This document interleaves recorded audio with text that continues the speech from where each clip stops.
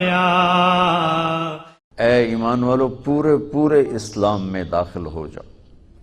اب پورے اسلام کا مزاج کیا ہے؟ ما کان لمؤمن ولا مؤمنۃ اذا قضى اللہ ورسولہ امرا ان یکون لهم الخیرۃ من امرہم۔ یہ مزاج اسلام ہے، جب اللہ اور اس کا رسول کوئی حکم دے دے تو پھر سرنڈر ہے، پھر یہ نہیں جی گزارا نہیں، زمانہ بدل گیا ہے، ٹائم بدل گیا ہے، ویلیو نو ویکھو، رفتار نو ویکھو، اس پر پھر کوٹا ہے۔ جب اللہ کہہ چکا ہے سود منع ہے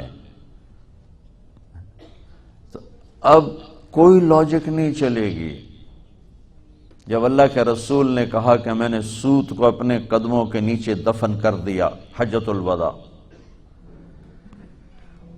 آخری حج کا آخری خطبہ، کہ میں سود کو اپنے قدموں تلے دفن کر رہا ہوں، سب سے پہلے اپنے چچا عباس کا سود ختم کرتا ہوں۔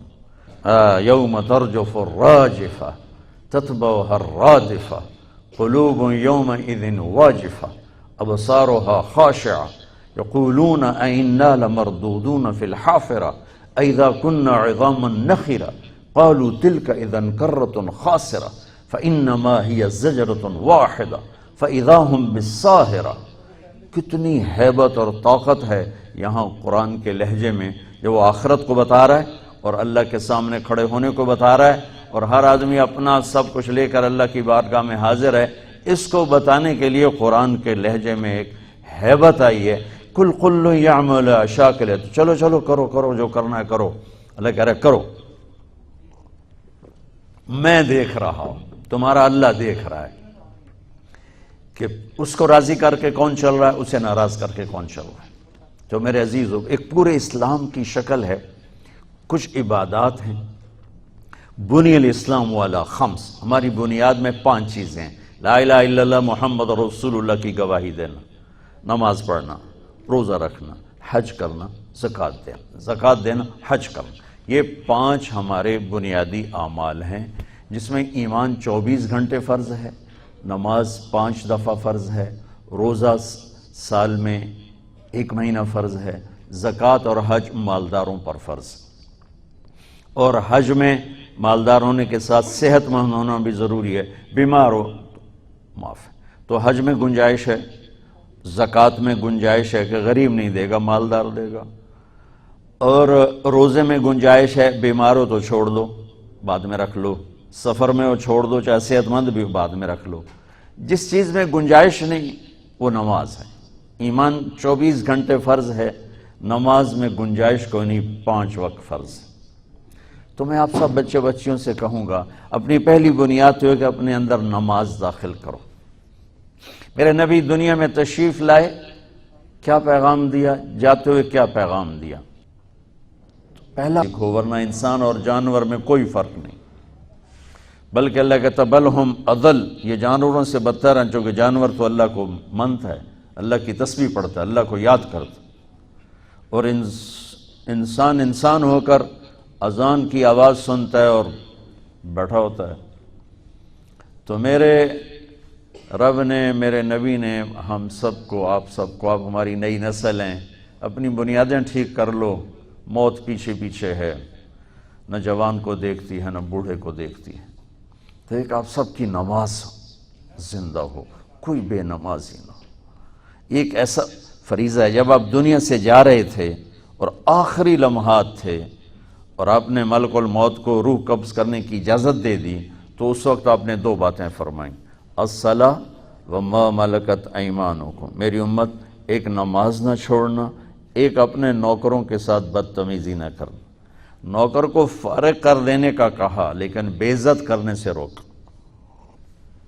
میرا ملازم صحیح کام نہیں کرتا، یہ بڑے تاجر بیٹھے ہیں، ان کا طریقہ کیا ہے؟ بے عزت کرنا۔ ان سے مراد پورے پاکستان، بے عزت کرنا، ذلیل کرنا، گالیاں نکالنا۔ میرے نبی نے کہا یہ کام نہ کرنا، فارغ کر دینا، بے عزت نہ کرنا، ذلیل نہ کرنا۔ کسی کو ماں بہن کی گالی دینا زمین آسمان کو توڑ دینے سے بھی بڑا جرم ہے، چونکہ بیت اللہ کا توڑنا چھوٹا گناہ ہے اور کسی مسلمان کو ماں بہن کی گالی دینا بڑا جرم ہے۔ تو دو باتوں کی وصیت فرمائی کہ ایک نماز نہ چھوڑنا اور ایک میری امت کے غریبوں پر رحم کرنا۔ تو جو پہلی میری بات یہ ہے کہ آپ سب میں کوئی، آپ کے ٹیچر، آپ کا عملہ، آپ میں کوئی بے نمازی نہ ہو، کبھی چھوٹ جائے قضا پڑھ لو۔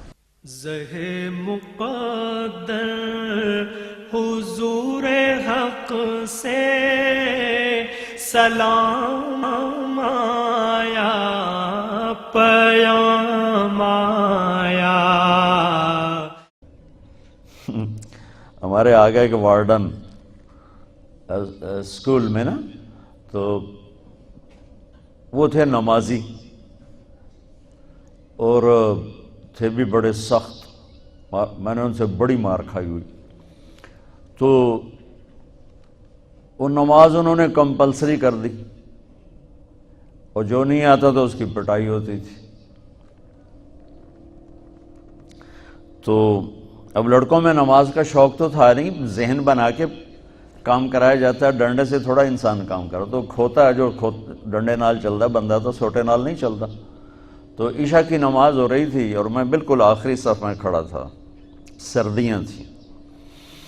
تو میرا روم میٹ بھی تھا، اللہ اس کی بخشش فرمائے، فوت ہو گیا ادھر مرید کے کا، اچھے ذمہ دار فیملی کا تھا، جاوید نذیر، اور میرے ساتھ ہی اس کا بیڈ تھا۔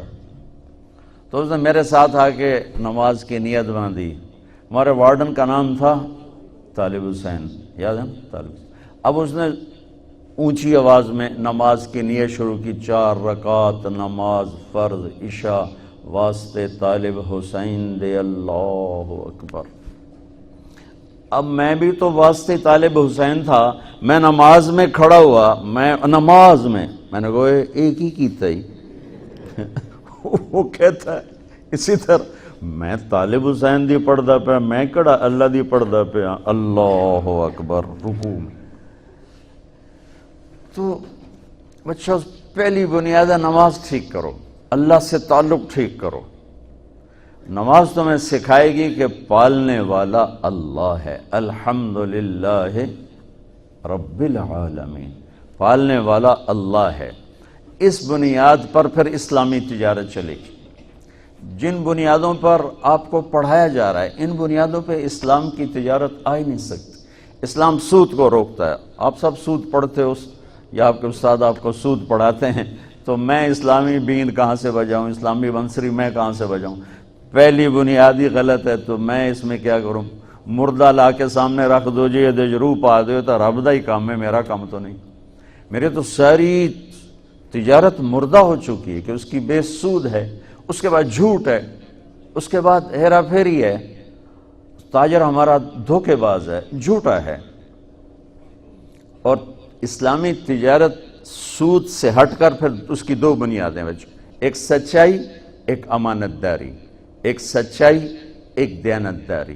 لیکن میرے دیس کا تاجر نہ سچ بولتا ہے، نہ دیانت داری سے کام کرتا ہے۔ تم سب انہی کے پاس جا کے نوکریاں کرو گے، تم کہاں سے سچ بولو گے یا تم کہاں سے دیانتداری سے چلو گے؟ اسلام پہلے اللہ کو رب مانتا ہے، مسلمان اللہ کو رب مانتا ہے، وَفِي السَّمَاءِ رِزْقُكُمْ، میرا رزق آسمان میں ہے۔ پہلے وہ اپنا یقین ٹھیک کرتا ہے کہ دینے والا اللہ ہے، کاروبار نہیں، زمین نہیں، دکان نہیں، دینے والا اللہ ہے۔ رب السماوات والارض، زمین آسمان کا رب اللہ ہے۔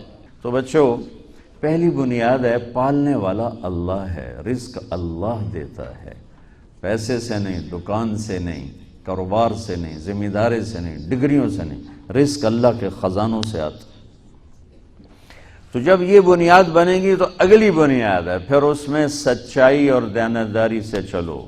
اگر آپ مجھ سے اسلام پوچھو نا 2 لفظوں میں، کہ 2 لفظوں میں اسلام بتاؤ، تو میرے پاس ہیں سچائی اور دیانتداری۔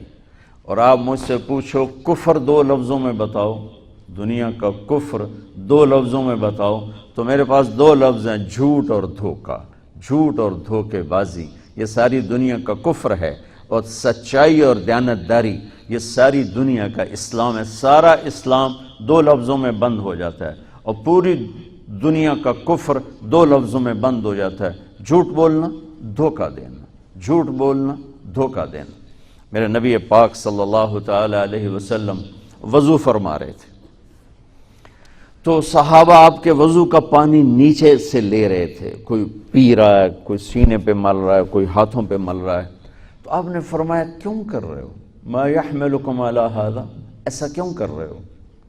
کہ حبا للہ ولرسولہ، کہ ہمیں اللہ اس کے رسول سے پیار ہے اس لیے کر رہے۔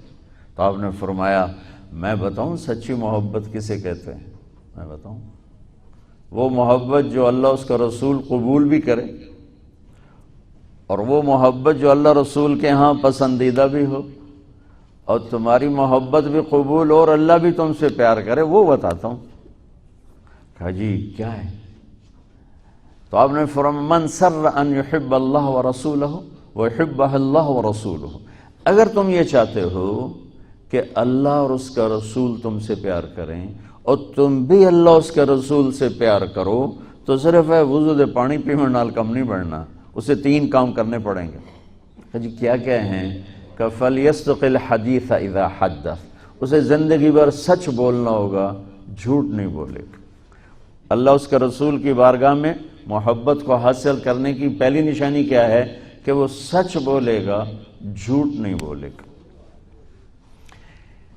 دوسری کیا ہے؟ فَلْيُؤَدِّ الْأَمَانَةَ إِذَا تُمِنَ، کبھی کسی کو دھوکہ نہیں دے گا، کبھی کسی کو دھوکہ نہیں دے گا، دیانتداری سے کام کرے گا۔